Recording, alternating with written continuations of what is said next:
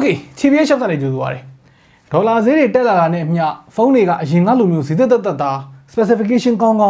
အဲ့မျိုးလေးတွေကမမြင်ရတာကြာပြီ။အထူးသဖြင့် entry level ပေါ့နော်။၄သိန်းဝန်းကျင်၄သိန်းအောက်ဖုန်းတွေမှာ 720p display တွေတို့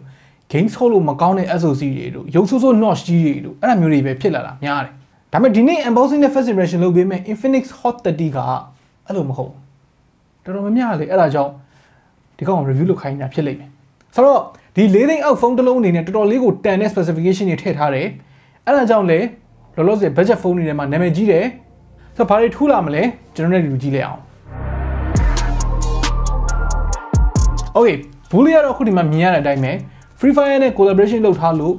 gaming theme sensor လေးနဲ့လာတယ်ပေါ့နော်။သူ့မှာပါတဲ့ charger က 33W fast charger ရတယ်။ဒီဈေးဝန်းကျင်မှာ 33W fast charging ပါတာကလည်းသဘောကျစရာလေးပဲ။သူထည့်ပေးထားတဲ့ cover ကတခြားဖုန်းတွေလိုမျိုး clear cover မဟုတ်ဘူး။အမဲအောင်ကမှသူက gaming theme sensor လေးနဲ့လာတယ်။ကျန်တော့ထုံးစံတိုင်း documentation တွေ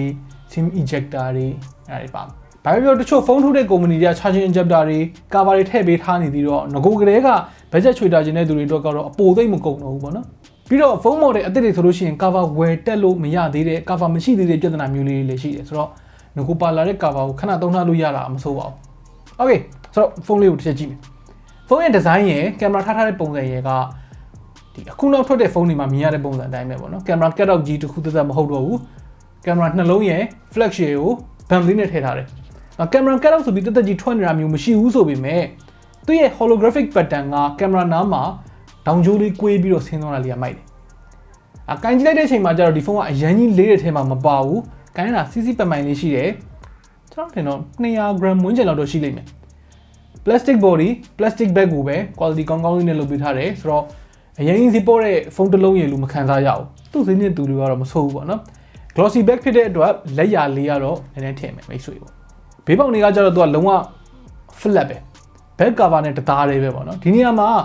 cut flare လုပ်ပေးထားရင်တော့ကိုင်ရတာနည်းနည်းလေးပို့ပြီးတော့တက်တောင့်တက်တာရှိမယ်လို့ခံစားရတယ်ဒီ flat frame ကကြီးတော့တာလှတာပေါ့နော်ကိုင်မယ်ဆိုလို့ရှိရင်လက်နည်းနဲ့စူးတာ哦 cover တက်ကိုင်မယ်ဆိုလို့ရှိရင်ကတော့ဒီပြဿနာမရှိပါဘူးခလုတ်တွေအနေနဲ့ကတော့နှိပ်ရတာမပျော်လုံးမမာလုံးပဲ clicky နေနဲ့ဖြစ်တယ် fingerprint scanner ကို power button မှာပဲထည့်ပေးထားတယ်အဲ့ဒါကလည်းဒီခေတ်ဖုန်းတွေမှာလုံးနေကြပုံစံပဲဒါပေမဲ့တခြားဖုန်းတွေမှာလိုမျိုးတင်ညီတယ်မဟုတ်ဘဲနဲ့ fingerprint တွေကအချိုင်လေးလုပ်ပေးထားတာဆိုတော့လက်နဲ့စမ်းပြီးတော့ရှားတာပိုလွယ်တယ်ပေါ့နော် Infinix ကဒီလိုမျိုး detail လေးတွေပါ view စိုက်ထားတယ်လို့ခံစားရတယ်ဒီဖုန်းရဲ့အောက်ဘက်ချမ်းမှာ type C port ပါတယ်ဆိုတော့ဒီဈေးဝန်းကျင်တခြားဖုန်းတွေလိုမျိုး micro USB မဟုတ်တော့ဘူး very good နောက်ထပ်ဒီဈေးနဲ့မိုက်နေလို့ခံစားရတာတော့သူရဲ့ display ၄သိန်းအောက်မှာ 1080p display ရဖို့တော်တော်လေးခက်လာပြီသူက 1080p display ပါတဲ့အပြင်ကို 90Hz လေးပါသေးတယ်LCD ကိုမှတိတ်မကောင်းတဲ့ TFT panel မျိုးမဟုတ်ဘဲနဲ့ IPS panel သုံးထားတာကလည်း viewing angle တွေ contrast တွေမှာမဆိုးဘူး brightness လေးလည်းလင်းတဲ့လောက်လင်းတယ် color တွေကတော့နည်းနည်းလေး6ကက်ကက်လေးဖြစ်နေတယ်ပေါ့နော်ဒါ first impression ဆိုတော့ဂျားထဲမှာ setting ပညာပြောင်းကလစ်ပြီးတော့ထပ်သုံးကြည့်လိုက်အောင်ပဲဘာပြော 90Hz ပါနေတာဒီ budget phone တစ်လုံးအနေနဲ့မှတော်တော်သဘောကျစရာကောင်းတယ်အရင်ကဒီ 60fps နဲ့အထက်ဒီ 60Hz အထက်မသုံးဘူးတဲ့သူတွေအတွက်က Facebook တို့ Instagram တို့ပို့နေတဲ့အချိန်မှာပိုကောင်းတဲ့ experience ကိုရမှာသိကြတယ်အနေဟုတ်တခုပြောနေလို့ဒီကောင်က Widevine L1 certified လေးဖြစ်ထားသေးတယ် Widevine L1 ဆိုတာက Netflix ဆို Amazon Prime လို့လိုမျိုးဒီ streaming service တွေကြည့်လို့ရှိရင်တချို့တရုတ်ဖုန်းတွေမှာ L1 certified မဖြစ်ဘူးဆိုလို့ရှိရင် 720p တခါတလေ 540p ထိပဲရတယ်ဒီ Widevine L1 ဖြစ်တော့မှ Full HD နဲ့အထက်ရတာဆိုတော့ဒီလိုမျိုး budget ဖုန်းမျိုးမှာလိုအပ်တာတော့မဟုတ်ပါဘူးကျွန်တော်တို့လည်းအဲ့လောက်အဆန်သုံးနိုင်တဲ့ထဲမှာတော့မပါကြတော့ပါဘူးဒါပေမဲ့မိုက်တယ်ဗျာပါကောင်းတယ်ပေါ့သုံးတယ်ဆိုလည်းသုံးလို့ရတယ်ပေါ့နော် stereo speaker လည်းပါတယ်ဆိုတော့ multimedia consumption အတွက်ကတော်တော်လေးအဆင်ပြေတယ်ဒီဈေးမပြောနဲ့ဗျာတချို့10သိန်းဝန်းကျင်ဖုန်းတွေတော့မှ stereo speaker မထည့်ပေးတာမျိုးကခဏခဏတွေ့နေရတော့မယ် sound quality လေးကလည်းအခုစမ်းရတဲ့လောက်ကတော့မဆိုးဘူးကြီးကြီးလင်းလင်းနဲ့အတန်ကြဲကြဲလေးပဲ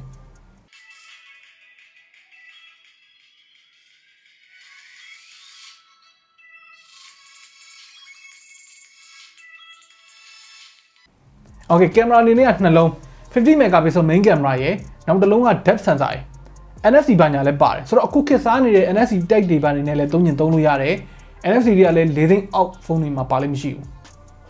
performance ကတော့ဒီဈေးမှာအရန်ကြီးထူးခြားနေတာမျိုးမဟုတ်ဘူးဒါ Helio G88 ကိုသုံးထားတယ် Redmi 10လောက်မှာပါတဲ့ SoC ပေါ့နော် performance က Snapdragon 680လောက်နဲ့တော့တူမယ်လို့ထင်တယ်ထူးခြားတာကဒီ၄သိန်းအောက်မှာ RAM 8GB နဲ့ storage 256ရတာနဲ့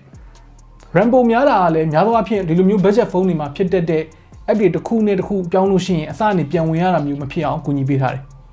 256GB storage ပါလာကလည်းရုပ်ရှင်တွေ game တွေ data တွေအများကြီးပို့သိမ်းလို့ရသွားစေတယ် multimedia consumption အတွက်အဓိကသုံးမဲ့သူဆိုလို့ရှိရင် storage ကတော့လိုတာပဲဆိုတော့မိုက်တယ် performance နဲ့အသေးစိတ် gaming test တွေကိုတော့နောက်ထပ် video တစ်ခုမှာသက်သက်သေချာလေးပြန်ဆန်းပေးမယ် battery ကတကောင် 9000 mAh အခုခေတ်စံချိန်စံညွှန်းနေနဲ့တပုံစံနေပဲပေါ့နော်နောက်ထပ် 10 လို့ခံစားရတဲ့တစ်ချက်က 33W fast charging ရတာဒီဈေးမှာအများသောအားဖြင့်က 18W fast charging လောက်ပဲအဖြစ်လေးပဲထည့်ထားတာဆိုတော့ 33W လေးကမိုက်တယ်ပေါ့နော်ဆိုတော့အားအကြိုက်သွင်းကြမလို့ဘူးတနားရီဝန်းကျင်လောက်နဲ့အားပြည့်နေမယ်ပေါ့ okay ဆိုတော့ဒီနေ့ကတော့ first impression လေးကဒီလောက်ပဲ Infinix Hot 30ကိုဒီကြားထဲမှာသေချာစမ်းပြီးတော့နောက်ထပ် video တစ်ပုဒ်နဲ့ပြန်လာခဲ့မယ်ကျွန်တော်တို့ဘာတွေစမ်းစေခြင်းလဲဘယ်ဘိုင်းတွေကိုအဓိကပြောပြစေခြင်းလဲအောက်က comment တွေမှာခင်ဗျားဆွေးနွေးညှိနှိုင်းကုန်တော့လို့ရပါတယ် okay နောက်နေ့မှတွေ့တော့